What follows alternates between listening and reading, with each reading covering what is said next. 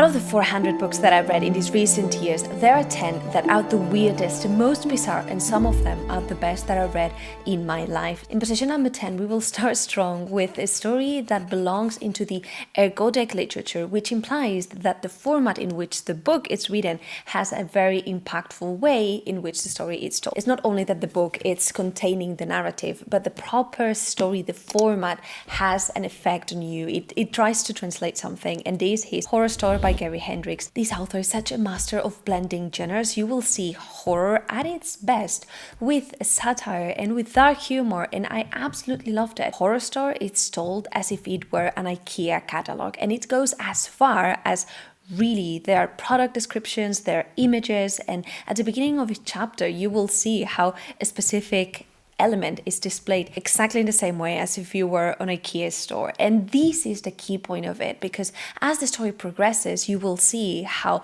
this catalog also becomes more and more strange, darker. And this is in position number 10, because although this is weird and you can enjoy this, the story on itself follows a pretty common pattern. Yes, it is oppressive. Yes, you don't know what will happen, and I loved it. But if you take away the format of this book, then the story belongs in the realm of something that might be more natural to us. In position number 9, we have a book that is very weird, and it took me ages to read it and also to understand it. I'm not really sure that I've done so, and that's why it is here, because although it's a traditional book and it's one of the favorites of a lot of people, for me it was an effort on itself reading it, because not only also blends genres, fantasy, it's sci-fi, it's horror, it's alchemy, you don't really know what you're reading, and that is middle game. The great thing about this story is that we basically will see this alchemical embodiment, and alchemy is an element that it is very occult, very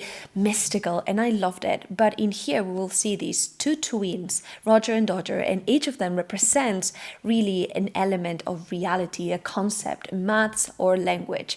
And you will see these very naturally being presented to us, but the story with this non-linear timeline that it has, it really confuses us. You start knowing that the end of the world will happen, and the story progresses and you're discovering what is happening and how you're running to this moment while trying to understand how reality is changing. There's this element of physics, of quantum realities, of timelines, and it's mesmerizing, it's very confusing. There are points in the story where you don't know if you're being manipulated, if it's reality that it has been manipulated, if our characters are well or not, and it's a fascinating read that by the end of the book you understand what everything is going to unfold. In my case, I'm like halfway there. Position number 9, we have one of my favorite standalones of all time, and it is weird, it's bizarre, but it is yet still wholesome, and it's that blend of genres while keeping a very different format of explaining the story, which makes this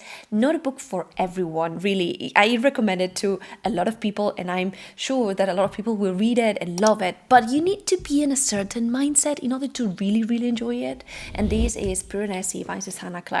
This author is such a master of the craft. Really, I love her prose, love her characters, love how she crafts stories. However, in this case, we have our main character, Prose, telling the story as in a journal format, which is one of the main things that differentiates this book from others. We will see how Prose recalls the day or the different events that are happening as if he were writing them on a journal, which it's this element of, you know, that at some point he is all right because you're seeing that he is narrating the story, but you see how he displays and how he changes his perception of reality. There's also this very bizarre and weird concept of this house, that it's a very labyrinth-like setting, and it's as big as the world, and it's endless, and our character is there almost alone. He needs to figure out what is happening. There's also this mystery at its core of it, so it's really low magic, it's magical realism. We have these relationships, we have also a blend of different symbolisms. We will see classic symbolism. At some point it will appear that you are in the pantheon, and then you will see Christian elements, and you're like very confused about the world building, about these housing. At some point, your imagination, it just flies and you start to believe whatever you're reading here. And you will discover how our character manages the situation and how the isolation is really getting to him and how he is coping with the situation that is happening. It's a fascinating book. It is very short, although it's that kind of book that you want to savor. It's not one to really just read it in, very, very fast. You want to savor it, to enjoy how great our character is and the mystery and the prose. It's a wonderful story. In position number 7, we have a weird story. I've just read the first book in this series and I was absolutely mesmerized. This is definitely one of those that I will continue reading because it has some elements that I love, such as necromancy. I'm discovering that I have a very dark vein and I love necromancy. I love death magic. And in this case, the thing is that it blends genres in a way that it's mind-blowing. In one hand, you have a space opera, which fine, but then you have different necromancy houses, and each of these different houses that are on space are necromancers, but they have a different element within the magic. Some of them can manipulate blood or the bones or the dead. It's very weird. At the same time, there's a mystery at its core. You have also these trials, so you don't really know what you're reading, not only because the author managed a lot of things, but because you need to trust the process. And that is Gideon the Ninth, or the first book in the Locked Tomb series. There is a lot of trusting the process. You are thrown with a lot of different characters. You don't really know what happens. And the weirdest thing of this book, it's not only that it has this incredibly weird world building, but the tone itself, it's very gothic, and the ambience, it's very dark and it has a present, it has these vibes, but it blends it with humor that feels very actual, very modern. There are a lot of pop cultural references. Very strange when you're reading it. Like, our main character is wearing sunglasses on space, it's just, there's a lot of trying to take tropes that you might know, those tropes being then broken, and just you trying to figure out what happens. This is also the kind of book in which you're consumed by the proper story, but you don't know where it's gonna land. And by the end of it, you're like, I think I understood the main core of the story, but I'm not really sure where this is landing. Love that part of suspending belief, of just trusting and enjoying the experience of reading while reading something that is as fantastic but weird as this one. And things from now onwards are getting even more serious. In position number 6, we have a standalone that it's also one of my favorites. I loved it, and it is so unique. Again, this is not a type of story that everyone will love, especially because of how it is written.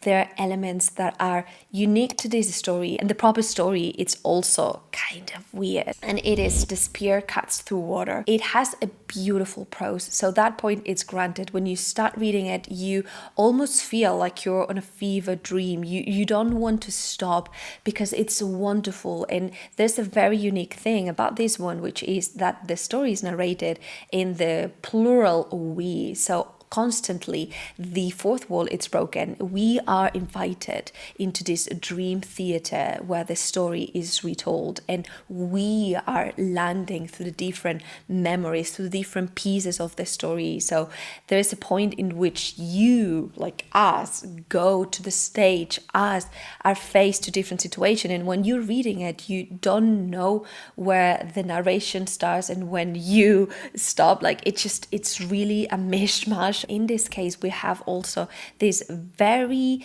layered narration that it is beautiful, because you start in nowadays with the grandma telling a story, then you go to the dream theater, and then you go to the story. And this story, it's also flowing character through character, and you discover different perspectives while the main core of the story it's progressing, and you feel these almost, I cannot stop reading because I want to know what happens. I want to discover, I want to move quickly from this character to the core of the story. But then you realize that that character has an important part of the story. It's a masterpiece. It does not have chapters. It is divided in 5 days, and each of these days things really important happen, and it's an blend of epic fantasy in this story that it's at its core, but it's also magical realism. And I've never seen that blend. Like, how can you manage that? Then also on the epic part of this story, the epic fantasy, the things that progress, and you will see a different array of magic, of characters. All of them are wonderfully weird and unique. It has something that once that you start reading it, you won't be able to stop, because honestly, it is beautiful, but it is also very consuming. It just kidnaps you. You want to know what happens and how the story unfolds, and if you are going to wake up and what you're going to be remembering.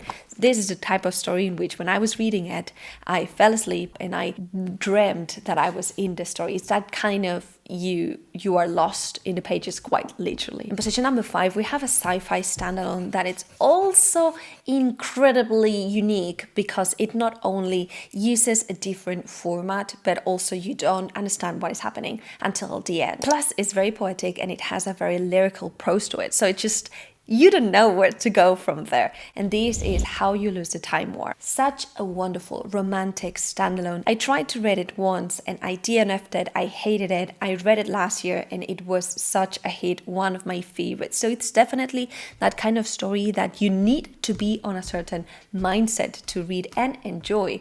Because again, it's not only that the story, it's managing very complex concepts such as quantum realities, in which in here reality, it's a braid with different timelines, and our characters are on different sides of a time war, and they are falling in love with each other, and they are sending letters. So the whole story is within the epistolary format, which it's something that I particularly love, but I know this is not something that everyone will necessarily enjoy. So every story, everything that you get from here, it's through love letters that these characters are sharing to each other. But these love letters are not straightforward, like a dear Blue, I love you, that's it. No, they use metaphors greatly, and there are points in which you know that they are leaving different pieces or tips to each other as they rediscover and they go through different parts of this braid in the timeline. But quite honestly, it's confusing, because it's not only like from past to present or future, it's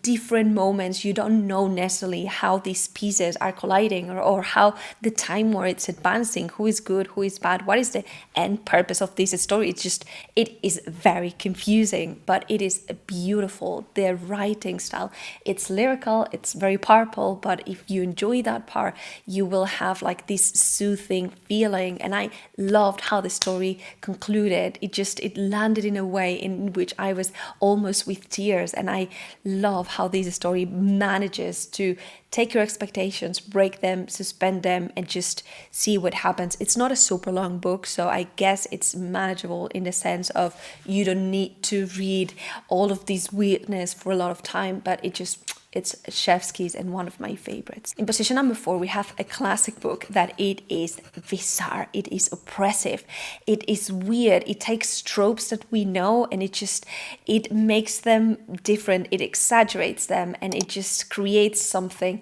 that it's new, being quite uncomfortable. And that is Titus Grown, or the first book in the Gormenghast series. I recently read this book and I was in awe in one hand about how lyrical the prose was and how visual and descriptive the story is, how the author is explaining this world building in which you have this castle, and it is massive and it is gothic, but at the same time you are very lost because there's these labyrinths, and it's this unique blend of how can you feel that something is so massive yet it's so oppressive, even if you know that there is a medieval castle, that there are power struggles, that there are characters that are having this downfall to madness. It changed all of that, and you have this setting in which there's a lot of loneliness, really dark characters that are displaying the worst side of them. All of our characters are kind of petty, unlikable, and reading something like that, it's very weird for me in this fantasy sense. You won't have magic or elves or wizards. You just will have